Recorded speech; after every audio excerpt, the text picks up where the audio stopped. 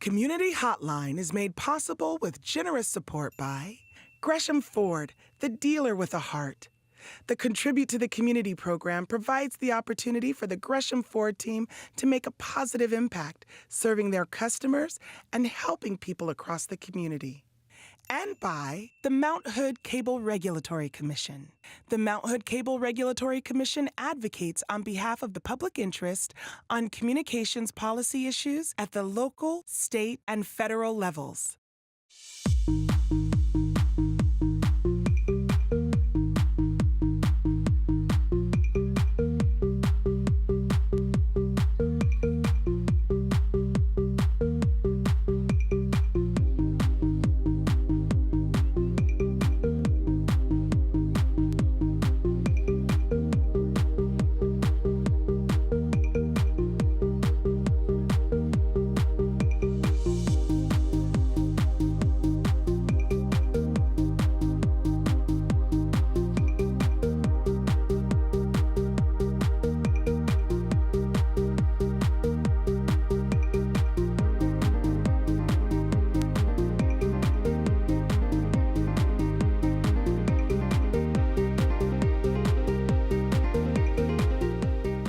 Hi, and welcome to Community Hotline. My name is Monica Weitzel. We're here in Gresham at MetroEast Community Media. Thanks for joining us tonight. We have a full show, and we're going to start out talking with the Susan G. Komen organization of Oregon and Washington, but specifically about a program they have called Worship in Pink. And here to represent the organization, I have Cindy Fletcher, Director of Programs. Lovely to have you here. Thanks for having us.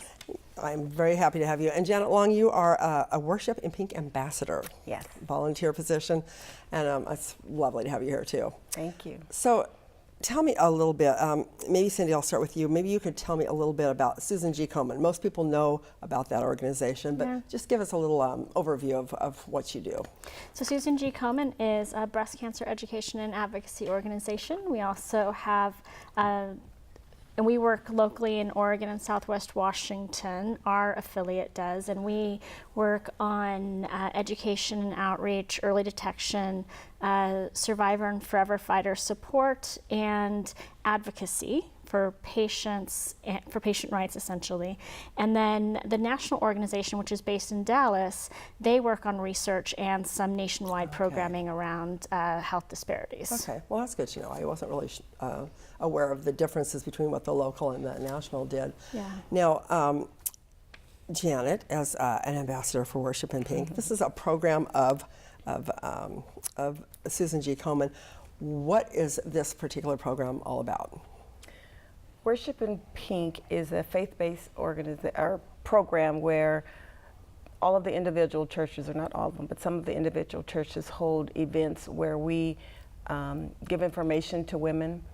We have, like, for instance, ours is this weekend, and we're having a luncheon. At the church that you attend? Yes. Is that right? Okay. Okay. Allen Temple. We're having a luncheon jointly with Maranatha. Okay. Ours is called Hats and Pearls. So we have a different theme each year. We have a salad luncheon, and we asked each lady to bring their favorite salad. Oh, nice. Because one of the things that good health is good eating. Right. You know, healthy eating, and so we encourage them that way. We have speakers. This year our speaker is a genetic specialist. We've had this for at least 7 years now. I've been an ambassador. So we've had a variety of different speakers that come and share information with women. We have a passport, which is information that we share with Komen. It has information about breast cancer, the signs of breast cancer, what treatments you can get, and it's just an advocacy program where we can encourage women to understand their own health, to be advocates for themselves when they go to the doctors, that they stand up for themselves when it comes to knowing what's good for their bodies, you know, and understanding that's really their important bodies. Because it's hard to do that, especially as women. I think we're not really, a lot of us, especially those of us who are a little bit older, aren't really raised to advocate for ourselves in some of those situations. I think it's important. So this is a faith-based program. So different churches throughout the community, throughout Oregon and Southwest Washington, can and is it just during the month of October? Is that right? That you actually this program actually is. We in full host the force. events just during Okay. the month of October. It's Breast Cancer Awareness Month. And the rest of the year, you're getting the speakers and you're arranging, figuring out what program it is. And so we train the volunteers in August, and then there's a group of churches of which Allen Temple is a member that we're calling African American Initiative Pilot Churches. Okay. And this group, these volunteers get additional training because, like Janet said, we give every participant what's called a passport to breast health, and it's a little packet full of information about breast cancer, breast health awareness, information on how to get your insurance. In the last 2 pages, one asks for demographic information. It's a little survey so that we can know what the screening habits are of the women that we're working with in the faith-based community. Okay. And the very last page allows them to request assistance in getting their mammogram or getting insurance. And so the ambassadors return these forms to us. The participants keep the packet, the little booklet, and then the last page they tear off, they give it to their ambassador. Their ambassador returns it to us, and then we go through and pull out the ones that want additional assistance, and then we will divide it up among we have about 15 to 20 volunteers. We'll divide these names up amongst these women, and they will contact them and help them get the assistance that they need. Okay. And so Janet, while the event is Saturday, she's actually going to be quite busy for the next couple of months. So you'll be doing some of the follow-up. Yes. Okay. So what's the training like for this? Well, we play games sometimes because sometimes when you make it real and you make it personable so that people can understand.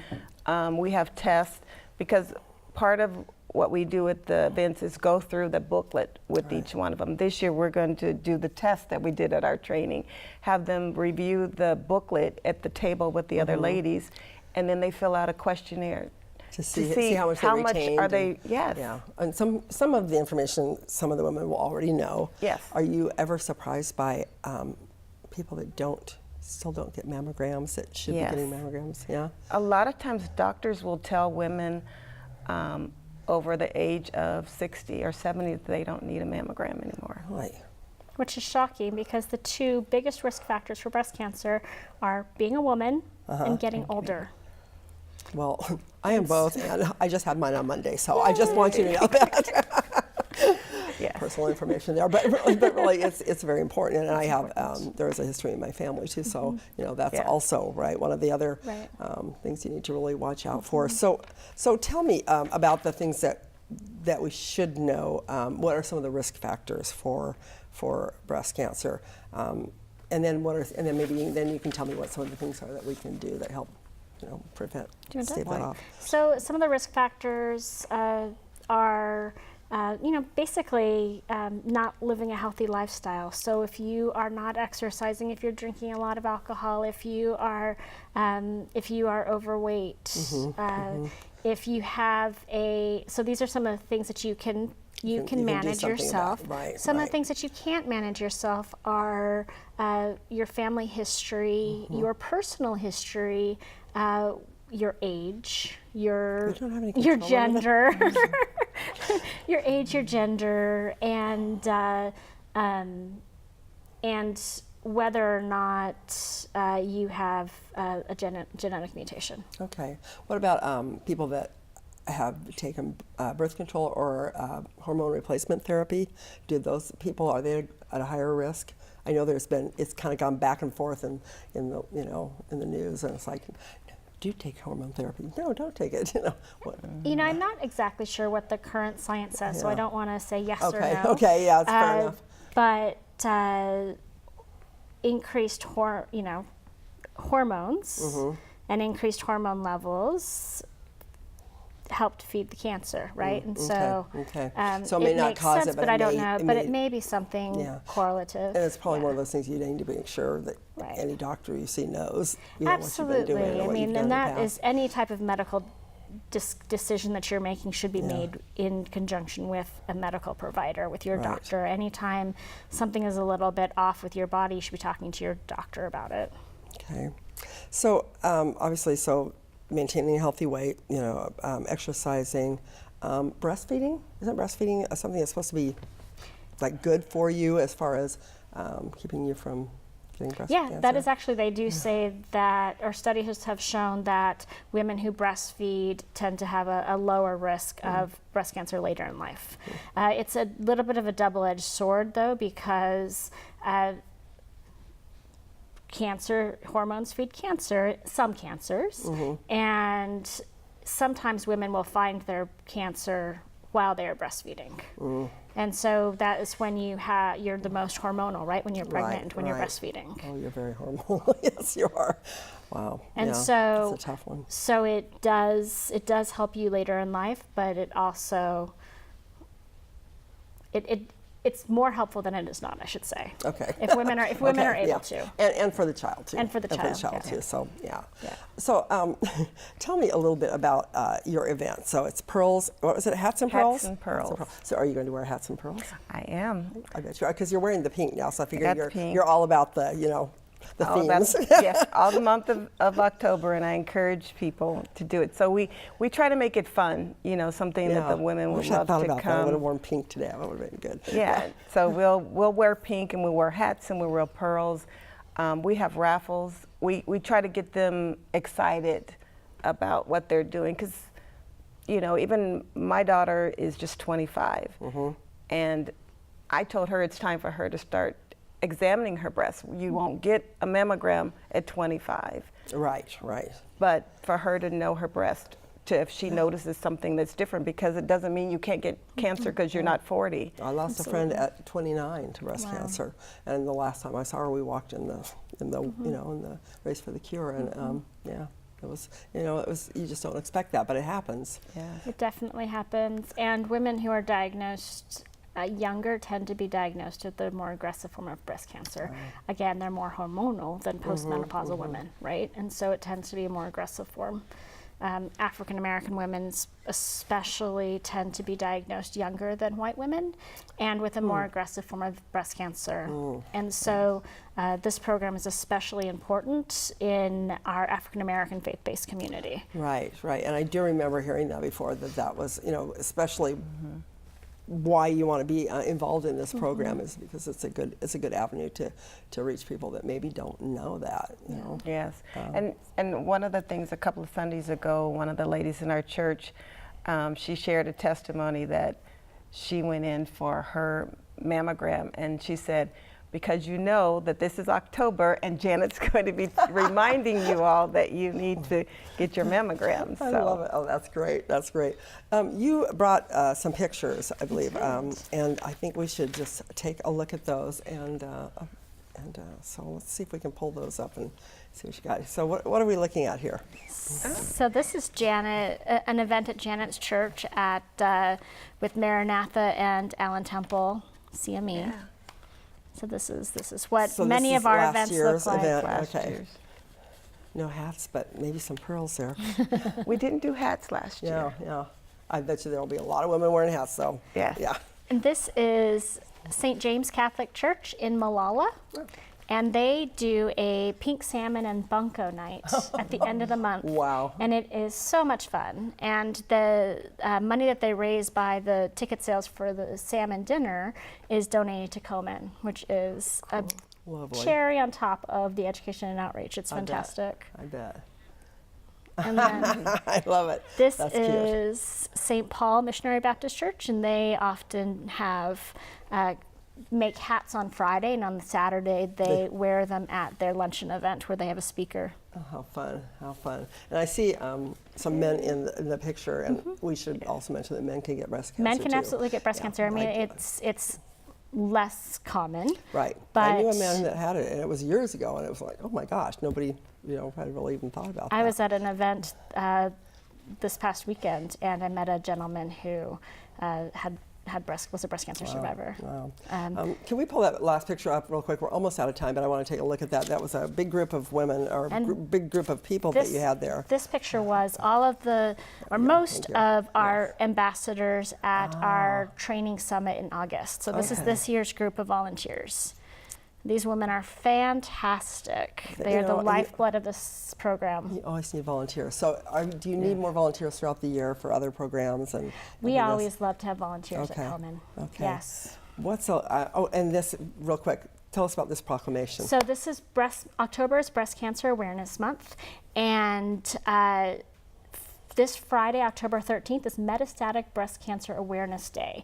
And Governor Kate Brown issued a proclamation saying that in Oregon, we are observing Metastatic Breast Cancer Awareness Day on Friday. Okay. A lot of, metastatic breast cancer is stage 4 advanced breast cancer when the cancer has spread beyond the breast to other organs. So your brain, your lungs, your bones, your liver, and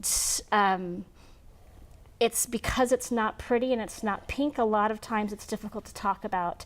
But it's incredibly important that we have the conversation and that women know that only about 6% of diagnoses are originally metastatic breast cancer. Most metastatic breast cancer diagnoses are actually found as recurrences months or years later. Okay. And so even if somebody's gone through her treatment and she's in remission, that's exactly it. She's in remission. Okay. She's not ever cured, right. And she so needs don't ignore any signs. If there's a weird pain or if something's going on, make sure to go to your doctor. And it's something that Komen is trying to get better about talking about and educating people about. Well, I'm going to encourage people to go to your website. We're out of time, so thank you, ladies, both of you, for coming on today. Check out the website, check out the events in Worship in Pink, and I hope you have a fabulous time with your hat and pearls. Thank you, Thanks Monica. very much. Thanks for watching this segment of Community Hotline, and don't go away. We have a lot more coming up next.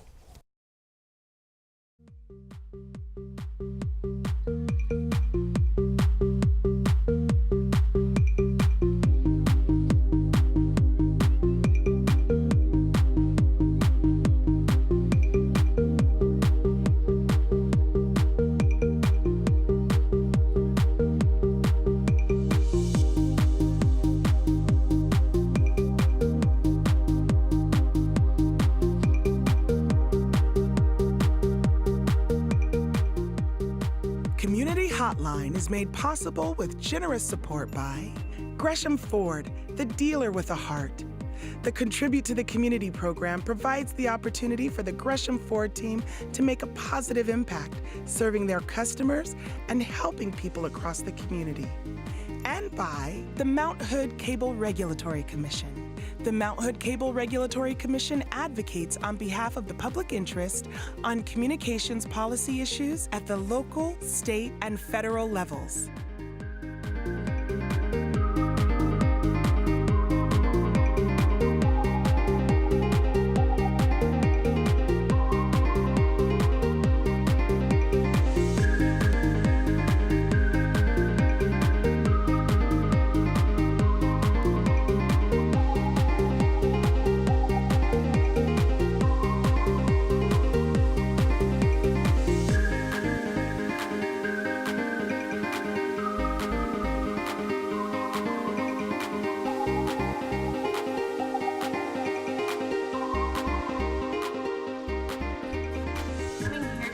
Documentary was more than I ever would have dreamed of doing.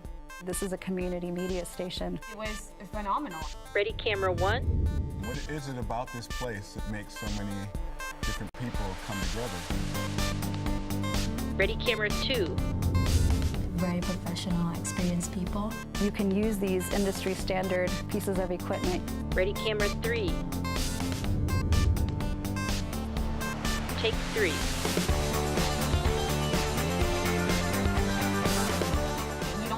To be rich to do this. Open people's eyes to something they've never even thought of before. Cool stuff happens. It becomes this community. That's going to really change who's telling the stories and who's controlling the messaging.